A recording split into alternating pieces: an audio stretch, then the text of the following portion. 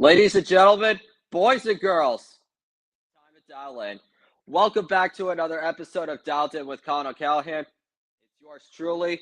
And honestly, I'm still as fired up as I was the last week when we personally rebranded the show. Actually, since that time, I actually got this hat from one of my friends at school. So shout out to Jonah. Um, Apparently, there's a hat called Dialed In that, some coffee shop in Chicago sold. I actually don't even know where this came from. Intelligence, how do I even say this? Intelligentis, intelligentsia, intelligentsia, intelligentsia Run Club. So, uh, thank you, Jonah. Appreciate you. And with that being said, you know what? I'm just gonna stop stalling. Let us just get it. Let's jump right into this show. Let me remember how to do this. Here we go. Ba ba ba. Share this window and boom. We are gold and we are live. All right. Now I'm really fired up. So first off, we have the Baltimore Ravens versus the Miami Dolphins on Thursday Night Football. Um, this is definitely going to be an interesting matchup, so to speak, because both teams are really struggling right now. Both of them have 2 wins. Yeah, each of them are coming off pretty impressive victories. The Baltimore Ravens, they beat the Chicago Bears at home 30-16. Not with Lamar Jackson, who we all expected was going to make his return to the football field, but Pro Bowler Tyler Huntley, who actually did a pretty serviceable job. He didn't make mistakes. He was efficient. He was very mobile with his legs. They were able to utilize the running game as a result of that. Yet it was only a 3-point game with 9 minutes left in the fourth quarter. They were up 16-13, by that mark. And the Bears actually had a chance to go right down the field and, either potentially tie the game or win it. But Caleb Williams, from his end zone, by the way, throws a flat-footed interception right to Nate Wiggins. 2 plays later, Charlie Kolar got wide open for the touchdown, and the Ravens just went off to the races. They blew the game wide open from there, and that's how they ended up winning by double digits. So defense played a little bit better. I mean, that's more so on the up and down Chicago Bears than anything else. But at the same time, like, they didn't look like the garbage heap that, we saw through the first few weeks of the season, or at least before the bye week. And, the Miami Dolphins, on the other hand, they absolutely crushed the Atlanta Falcons on the road, 34-10. And my response is very simple. Like, where the hell was this earlier? You know what I mean? Like, the Miami Dolphins, they got annihilated by teams like the Colts and the Cleveland Browns. They couldn't beat the Patriots at home. They lost to the Bills in a pretty close rush match. Trying to think who else they lost to. They lost to the Carolina Panthers off a walk-off field goal. They lost to the Chargers because of 3 interceptions. Yet they beat Kirk Cousins and the Atlanta Falcons 34-10 because their defense shut down Bijan Robinson. They only allowed 45 rush yards the entire game. And Kirk Cousins was just overthrowing and underthrowing everything in sight. Like, he wanted to prove that he was quarterback one material, yet all he just proved that he was the biggest bag fleecer in the history of the NFL because he always knows how to secure the largest guaranteed contracts, yet he pretty much does nothing to deserve them on the football field. I love him as a person, and I love his off-the-field behavior. I mean, that man is a saint, but at the same time, when it comes to the NFL, nobody gives a damn about that. It's about the results, and it's about production, and the Falcons offense just went absolutely nowhere. And the defense let Tua Tagovailoa throw 4 touchdown passes on them with a pretty vulnerable O-line. Obviously,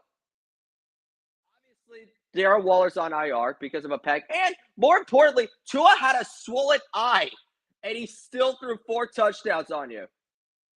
That's just absolutely absurd. So when I look at this Thursday night game, I don't know if it's going to be the blowout that we think. Hopefully Lamar makes his return. By all accounts and by all reports, it looks like we're going to get what we want. But this is a pretty big game for both teams, if you ask me, because both defenses have been really bad to start the year. And I get Lamar Jackson is coming back. Like, he is an MVP candidate year after year after year. But hamstring injuries are the most finicky to diagnose. And you really don't know, what could happen to sort of re-aggravate those injuries. So as long as the Ravens stay true to who they are, that they don't get in the wrong way, and they make the least amount of mistakes, then I think they'll be fine. So that's actually why I think the Ravens are going to win this game. But Miami, I think for them to flip the script, Tua's got to pretty much pick up where he left off last week. Because if he makes one slip up at any point in the game, Baltimore's going to seize momentum. I don't care, how. I don't really care what the numbers are that Lamar Jackson posts up. Baltimore is going to find a way to win in the end. So my final score for this game is going to be Ravens 34, Dolphins 20. So let's make the adjustment there. Now we get to Sunday's festivities. First off, let's get to the New England Patriots versus the Atlanta Falcons. Wow, we only have 2 interconference matchups. I just realized that. I already talked about the Falcons. They got their hearts ripped out. They got absolutely punked on both sides of the ball from start to finish. Defense had no answers for Tua. The offense just went absolutely nowhere. And this is what we've really seen from them over the last 2 weeks. The minute that you load up the box, the minute that you shut down Bijan Robinson and Tyler Algier, that you're going to make this Falcons offense go one-dimensional. And I get that Drake London didn't play. I understand that. And they released Ray McCloud after an excused absence. But at the same time, when you shut down the run, whoever's that quarterback, Michael Penix Jr. or Kirk Cousins, they have not proven to hold their end of the bargain and put the team on their back to guide them to victory. I mean, Washington in week 4 was probably the closest time where I've seen that happen. But even then, they were able to run the ball extremely well. So what confuses me the most, however, is the fact that they have impressive victories against Buffalo, Washington, Minnesota, yet they get shut out 30-0 by the Panthers. They only put up 10 points against the injury and feeble 49ers defense. And then just this past week, at home, they let a reeling Dolphins team who was pretty much this close to blowing up their entire roster in their front office. They let them put up 34 points and outright humiliate you in your home stadium. So honestly, when I look at this road matchup against the Patriots, you better be able to figure out what your identity is on both sides of the ball, because the Patriots do a pretty good job of exploiting very sloppy football. And even then, they have flaws in their own, despite the 5-game winning streak. They get off to really slow starts. The offense goes 3 and out. The defense gets gashed on the first drive. They're playing from behind, to start the game. And then all of a sudden, they start to figure things out. They get their composure back, and they dominate the rest of the way. But I don't even know if we're going to get that type of start in this game.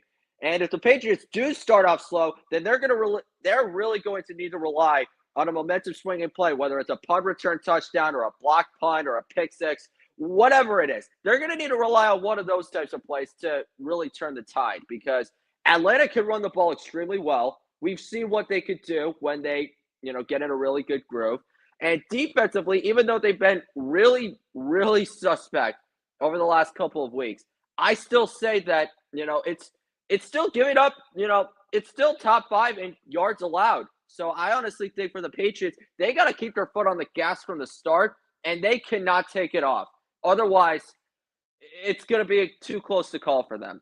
I'm still going to go with the Patriots for now. They've been absolutely incredible. Like, Drake May is playing like a top 5 quarterback. I'm not going to go so far as to say he's the best in his draft class, because I think we need a few more months to really understand where both he and Jaden Daniels are at right now. But their defense is a lot better. They only allow the second fewest rushing yards in the league. They're 4th in scoring. And offensively, they have gotten a lot better, as the weeks have progressed. Against the Raiders and the Steelers in 2 of the first 3 weeks, they looked sloppy and they looked lethargic, and they didn't really have, a clear direction. And then, as the season progressed, they started to figure out who they are. And it's really paid off to the forefront. But this is going to be the toughest test they faced since playing Josh Allen and the Bills in week 5, if I'm not mistaken. So I'll still go with the Patriots, but I think it'll be a really close game. New England 23-20. And you know what? Well, on that, let's just go with the other AFC versus NFC matchup. We got the Chicago Bears and the Cincinnati Bengals. So we already talked about the Bears.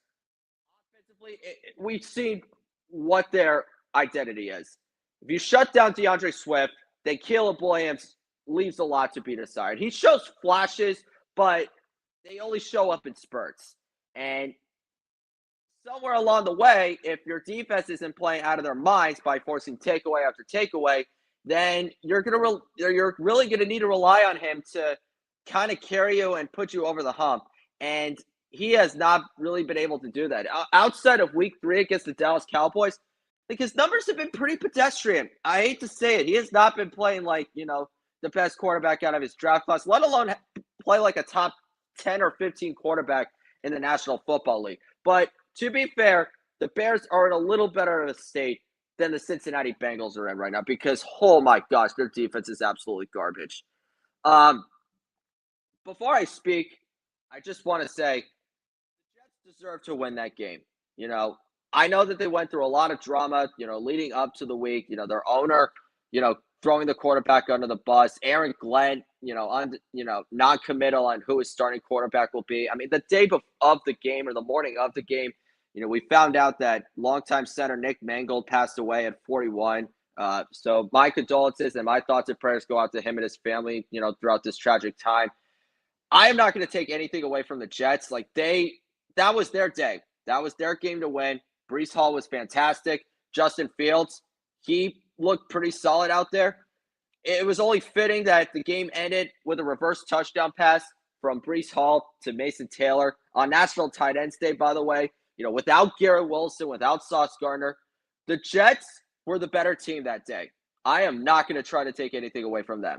But having said all of that, you're up 38-24 in the fourth quarter, okay? All of the momentum is in your favor, okay? Thanks to a failed fourth down attempt on your own 37-yard line on the first drive, you're able to play from you're able to play ahead by double digits for most of the entire afternoon. And the defense definitely lets up a little bit. Yet in the fourth quarter, up 14, everything seems to be fine. Then the defense gave up a touchdown. And then the 2-point conversion to make it a 6-point game. And I'm thinking, okay, just make sure they utilize the clock as much as possible. But next drive, Will McDonald comes up with a sack. They go 3 and out in less than a minute. And Justin Fields, with 6 minutes left, goes right down the field, scores the go-ahead touchdown. Gives Cincinnati plenty enough time to get in a field goal range, but they only get to the 46-yard line. They try some run up the gut on 2nd and 10. And then on the last 2 plays, they just couldn't convert, and they turned the ball over on downs. Cincinnati has way too much going on when it comes to their football team. Even if Joe Burrow was healthy, I don't really know how much different, the games would have played out. They would have been a little more competitive because Joe Burrow is just that dude, but their defense is absolutely atrocious. It is literally one freaking player, and that is Trey Hendrickson, who is out with a hip injury. They have no secondary to speak of. Their inside linebacker room is atrocious. One of them has already demanded a trade. There's literally zero pass rush when it comes to their team besides Hendrickson. And I think, since the first 2 weeks of the season where they were able to force, 5 takeaways in that span, I think they've only had, 2 more the rest of the season? Al Golden, I don't even think firing him is gonna change anything, because you look at the way it's constructed from top to bottom. What coordinator would do a good job with this defense? Seriously, you put Bill Belichick on it, it's still getting gashed up and down the field every single game. I'm dead serious. So when I look at this particular matchup, whoops, stupid advertisement. But when I look at this game, I honestly think that Caleb Williams is going to be able to replicate what he did against the Dallas Cowboys, whose defense is also godright awful. And we'll get into that in just a few minutes. I think Caleb Williams is going to be efficient.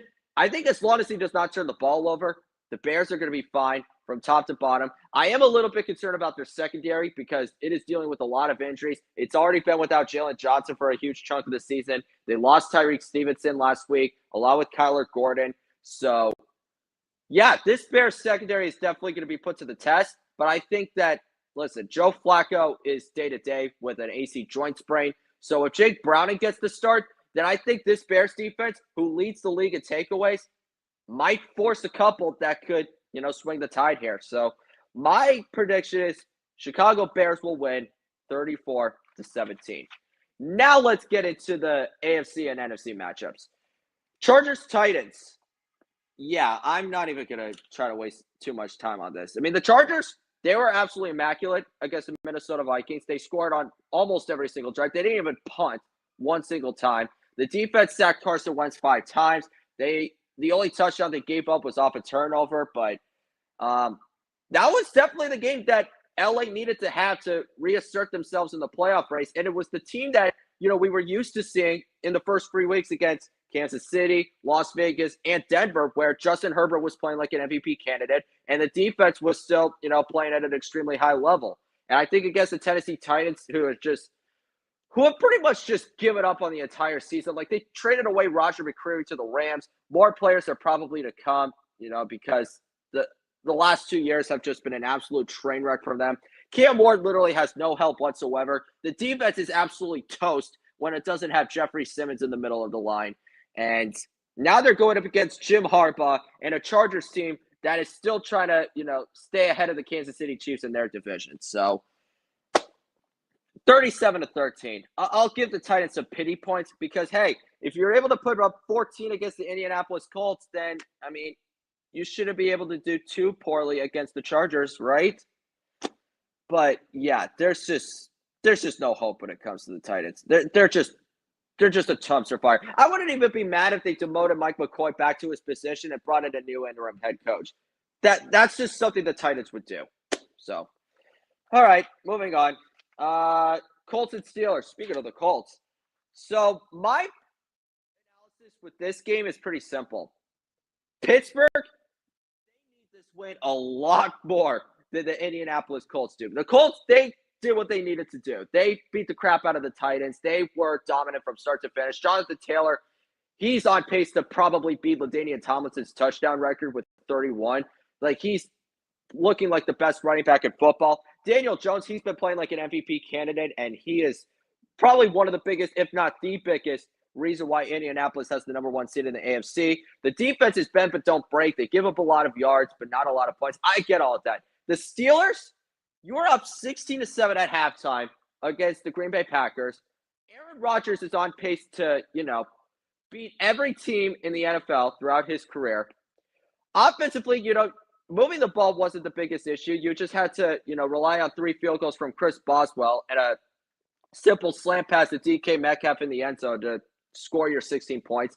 The defense, they were, starting to reel a little bit. They gave up a touchdown early on, but then afterwards, they forced a few punts. They forced a couple of field goal attempts that Brandon McManus missed badly. Or was it Brandon McManus? Yeah, it was, because he ended up coming back from an injury. So, yeah, you were able to force those 2 misses, and you're thinking, okay, Pittsburgh has plenty of momentum. As long as, they get out to a great start in the second half, I think they'll be able to, keep their foot on the gas and play ahead the rest of the night. And that was just not the case whatsoever, because Green Bay, I don't know what adjustments they made after halftime, but Green Bay looked like a totally different football team than what we saw in the first half. They were down 16-7, and they won the game 35-25. That is a 28-9 swing. In the fourth quarter alone, the Green Bay Packers went on a 21-6 scoring run. Jordan Love outplayed Aaron Rodgers for the entire span. He ended up finishing that game with 360 passing yards and 3 touchdowns, no interceptions. Tucker Kraft on National Tight Ends Day, he was an outright menace, 143 yards on just 7 receptions. Meanwhile, the only touchdown that Pittsburgh scored in the second half was in garbage time. They only scored 3 more points up until that point. So, yeah, and when your defense can't rely on TJ Watt going absolutely ham, the secondary is very feeble. The run defense has taken a very big step back. And I think outside of week 3 against the New England Patriots, they haven't been able to force too many takeaways. And when you're going up against the Indianapolis Colts, who have the best offensive football, who are one of the top teams in turnover differential, one thing you need to do is force a couple mistakes and for your offense to, be in a consistent flow. Otherwise, you're going to be playing from behind for most of the afternoon, and it's just going to get pretty ugly from here. So, Aaron Rodgers in his career against Indianapolis is 1-3, and I get that his numbers haven't been too bad against them, but the record is what the record is. And looking at the stakes of both teams here, Pittsburgh's been really mediocre, while the Indianapolis Colts are just on a totally different level right now. So I'm going to pick the Colts to win this game in a pretty scrappy fight, 26-17. Next up, we have 49ers versus the Giants, the New Jersey Giants.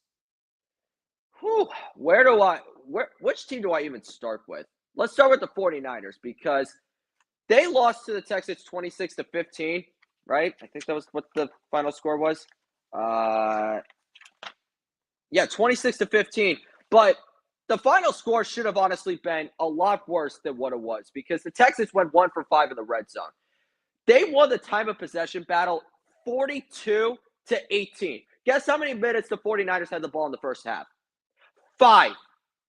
5. Their offense could not do anything for 60 straight minutes. They had a couple of decent touchdown drives that, kind of kept them in the game, but when it was time for them to really put, their foot on the throats, they just could not do anything. I mean, Mac Jones kind of got exposed a little bit, only had 150 passing yards with an interception. But the biggest concern for me was the fact that they could not run the football whatsoever. Christian McCaffrey only got the ball, 9 times and only had 25 rushing yards. And it was kind of the opposite of what they did against the Atlanta Falcons, which was control the clock, run the football, and play lights out defense. And I'm not going to blame Robert Saleh's group too much for the loss, but C.J. Stroud, without Nico Collins and without Christian Kirk, was able to complete 30 passes, throw for well over 300 yards with 2 touchdown passes. He did have an interception near the end of the first half, and it was really bad. But outside of that, didn't do too badly out there. Actually, if I could really say so myself, it was probably the best I've seen from him since his rookie season. And with the Giants, they got visibly outplayed and outclassed by the Philadelphia Eagles. I know a lot of Giants fans want to blame the refs because, there was a fumble on the tush push, or what happened on the field goal attempt? Why did they have to re-kick it? Or what was another one? The offensive pass interference of Darius Slayton, and how the heck was that a push-off? But the Philadelphia Eagles just simply beat the Giants handedly. I mean, they only punted the ball 1 time. Jalen Hurts threw 4 touchdown passes. They ran for well over 270 yards. Saquon Barkley took care of business in the first half. Tank Bigsby took care of the rest in the second. And they didn't even have A.J. Brown. That was the more impressive part. They gave up 4 sacks. That was probably the one downside of the night. But outside of that, the Eagles kind of reminded us why they were the defending champs and why they were, the favorite to win the NFC again this season. And from the Giants' perspective, the minute they lost Cam Scatterboo in the middle of the second quarter, they just had no juice or no energy left whatsoever. You could just see it on the field. You could see it on the sidelines. The minute he got carted off and the minute we found out that he was going to be out for what is going to be the rest of the season, I'm like, yeah, the Giants just have no chance. And Jackson Dart got eaten alive out there. He got sacked 5 times. The defense was just on its heels for most of the day. And I get the 4 sacks, but outside of that, their run defense was abysmal. And Jalen Hurts didn't even need to do too much, but still, he threw 4 touchdowns, and it was enough for Tom Brady to give him his LFG Player of the Game award. So there is that. And honestly, I really don't know how this game is going to play out. My guess is that it's probably going to be a scrappy defensive showing because Brock Purdy's going to come back from his toe injury, and the Giants, they are losing a lot of their top offensive players. They've already been without Malik Neighbors, and they just lost their, most popular running back on the football team. But listen, the 49ers defense is gritty. They don't rush the passer a lot, but they can, they're still a gritty group. They will be without Nick Bosa, and they will be without Fred Warner, so plenty of guys need to step up. But the bottom line is this, with Brock Purdy returning, and you still have Christian McCaffrey, and you have George Kittle working his way back from that hamstring injury, I think that the 49ers, they're starting to, get healthy at the right time. And against the Giants team that has just, been imploding over the last few weeks, I think this would be a good get-right game for San Francisco here. So I'm going to say the final score is 28-13. Let's see who we have next on the docket. My guess is probably going to be the Broncos and the Texans. And yes, it is. Texans versus Broncos. So we already talked about Houston. Let's talk about Denver here. After Bo Nix threw an interception on the opening drive, I'm thinking, oh boy, this is not going to go well because the Dallas Cowboys have been the best offense in the NFC all season. in the see. They have been. Why did I just stammer right there? The Dallas Cowboys. They've been the best offense in the NFC most of the season, and when that interception happened, I'm thinking, okay, they're probably gonna just walk right down the field and get in the end zone. But instead, they settled for a field goal, and I'm thinking, okay, that's a big break for the Broncos. Let's see what they do on the next drive. And from that point on, I don't think Bo Nix made a single mistake the rest of the afternoon. He threw 4 touchdown passes, well over 240 yards. They were able to run the football extremely well, both from J.K. Dobbins and R.J. Harvey. And while I'm not going to put too much of the blame on Dak Prescott, he still threw 2 interceptions. They really couldn't run the football extremely well. Moving it wasn't a big issue because, they were able to have, a few decent scoring drives, but Denver just kept their foot on the gas, and they were up by double digits most of the time. And with Dak Prescott under center, they only scored 17 points. So I think, the Broncos, they were just a better football team out there. And even without Patrick Surtain for most of the game due to a pec injury, their defense was phenomenal. They were able to force key takeaways. They were able to generate a lot of pressure. And the offense just trying to play keep away and, smart 500 football, they were able to pick apart, a very feeble Cowboys defense. Having said all of this, though, I like the Texans in this game. And a huge reason why is because I don't know how the Broncos secondary is going to look without Patrick Surtain. Jahdae Barron, poised to make his second start of the season. Time to show why he was picked in the first round. Riley Moss, kind of the Waldo on their secondary. Like, he's the one that, quarterbacks like to pick on the most. So he's going to need to have a big game along with Jaquan McMillan, their nickelback. But at the same time, it's going to come down to the quarterbacks here. And both defenses have been exceptional all season long. But the Texans, we saw firsthand last week what they did to the 49ers. If they could do that to them, to San Francisco, I should say, then what do you think is going to happen against the Broncos offense, whose quarterback can be up and down at times, and, whose offensive identity kind of changes on a week-to-week basis? So I kind of like the Texans to take care of business at home. I think it'll be really close, but I have a little more faith in C.J. Stroud to, keep his composure and to not screw up at the worst possible time that I do in Bo Nix. So my final score: Houston 23, Denver 17. Okay, now we have the Lions versus the Vikings. Dan Campbell is undefeated against Minnesota at home, and the way both teams look right now, I think the Lions are probably going to continue that streak. J.J. McCarthy is going to be able to come back. That's great, but Carson Wentz, he is now on season-ending injured reserve because of that fractured shoulder or the torn labrum in his shoulder. I don't even know why Minnesota even tried to play him in the first place. Like, you could just tell he was in physical pain every single time he hit the ground. That guy got absolutely beat up every single drop back. And every time he got up, you could see him wincing in pain and trying to, hold it together. And when I saw him literally crying into his towel, and then for the cameras to cut him live to just him doing this, I'm like, yeah, this guy's broken. Like, this guy just cannot, he has nothing left to give. And the defense over the last 2 weeks has been absolutely torched against Justin Herbert and Jalen Hurts. Against Philly, that's one thing. They needed the bounce back game. The Chargers, now a trend is starting to pick up here. So if the Vikings defense was going to let if the Vikings defense was going to let Jalen Hurts and Justin Herbert do that to them, then what do they think is going to happen against Jared Goff, who's second in completion percentage, who's still putting up MVP candidate numbers, whose offense has still been one of the most efficient and promising units in the league, and the defense under Kelvin Shepherd has slowly improved over the course of the season. So it's going to come down to coaching. It's going to come down to execution. I think that, the X's and O's, like, okay, they can take advantage of the secondary or the run defense. You can throw that out of the way. It's going to come down to mental toughness and physicality and who can handle it the longest. And I think Dan Campbell is going to get his team in the better mindset to do that than I think Kevin O'Connell, which is saying a lot because I really love KOC, the reigning coach of the year. So I'm going to pick the Lions to win this game 27-17. And now the last game on our 1 o'clock window, we have the Packers and the Panthers.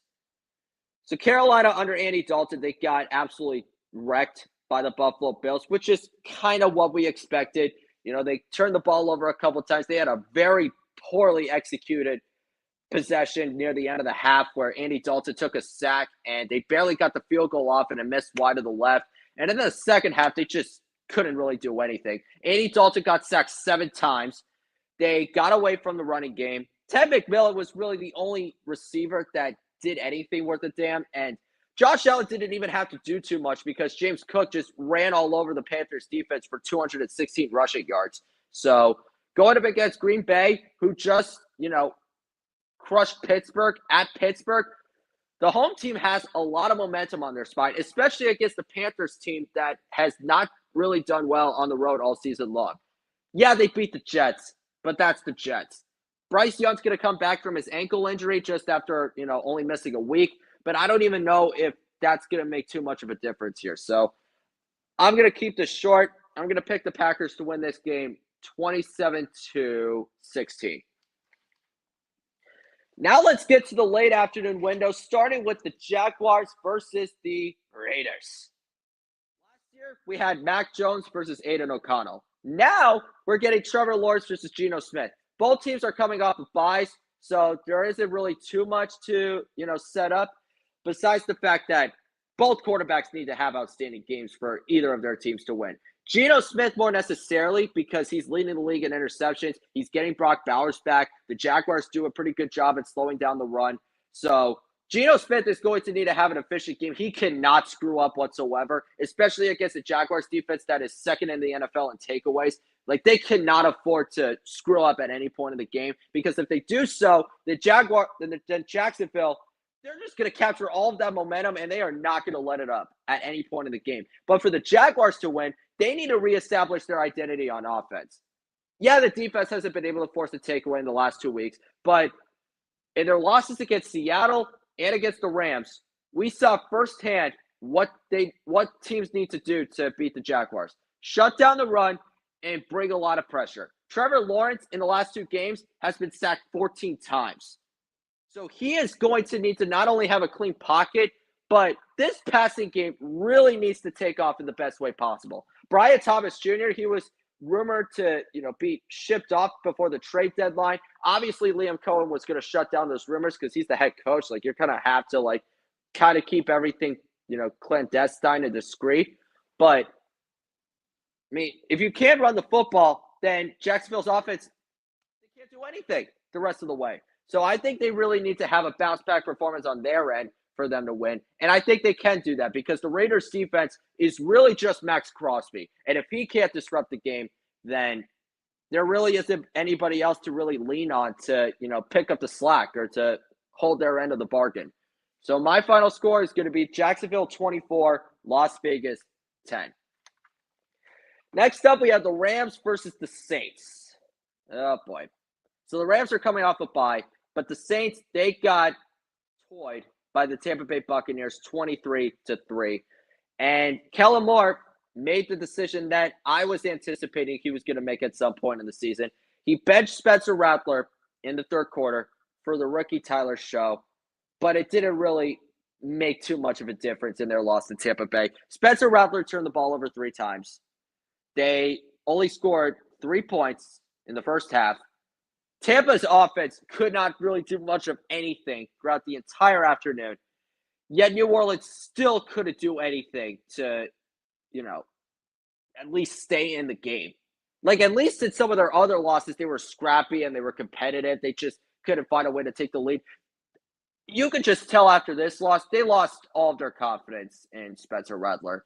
And I said it. I first guessed it that, at some point in time, you're going to have to realize that you can't keep playing like this, and you're going to have to make a change here to light a spark for your football team. And who knows if Tyler Shough is going to do that against one of the best defenses in the National Football League on the road, but Kellen Moore had to do something here, and I think it was the right decision.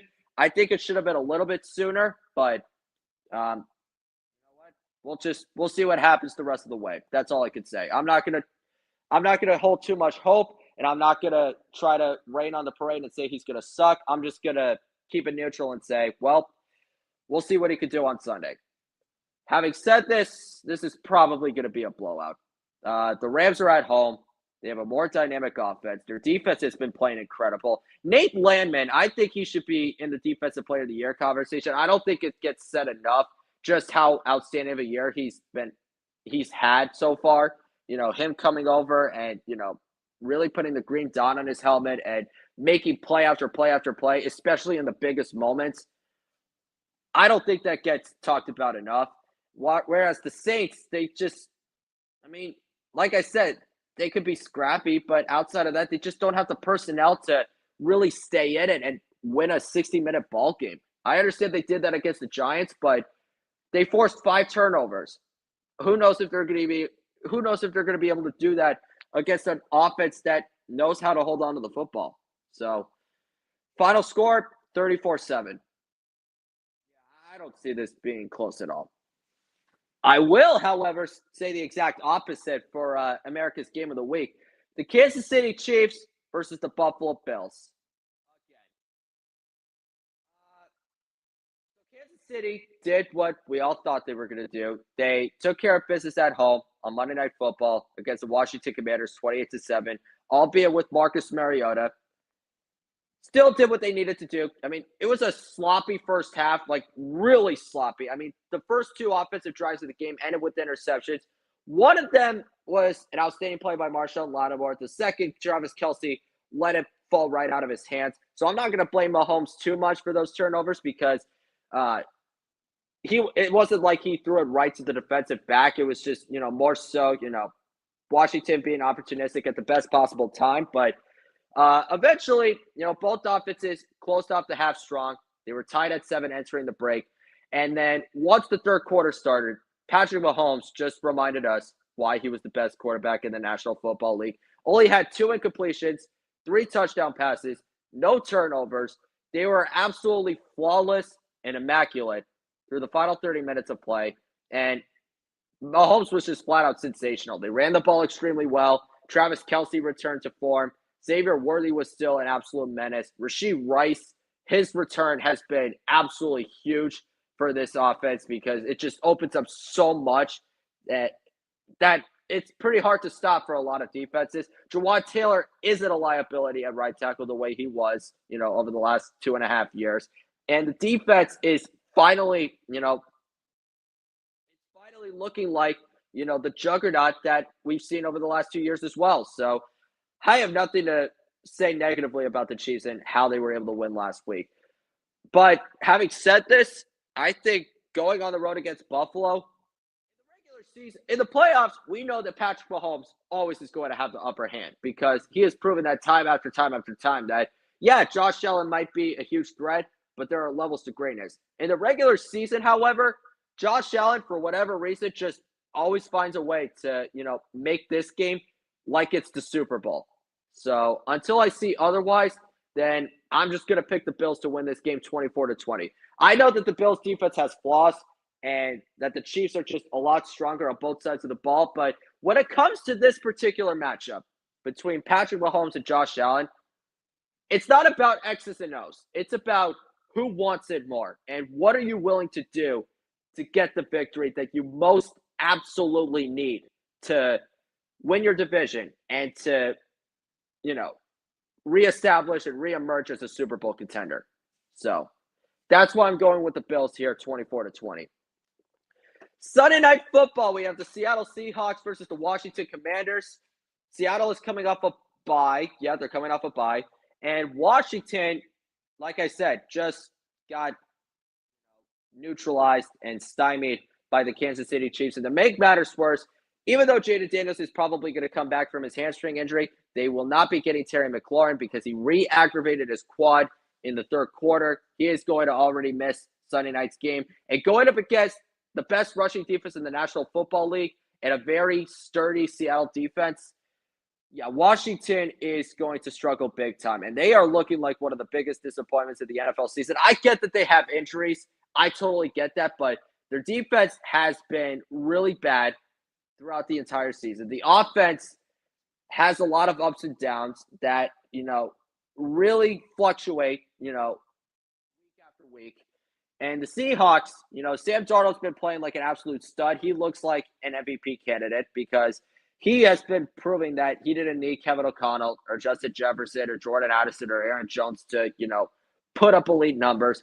Jackson Smith and Jigba, an early candidate for Offensive Player of the Year. I mean, he's on pace to have 2,000 receiving yards this season, which is outright impossible. I don't even know if there's been a game where he's had less than 100 yards this year, if I really think about it. And, they just do a lot of things better on both sides of the ball than Washington at this point. So I like the Seahawks to win on this primetime showdown.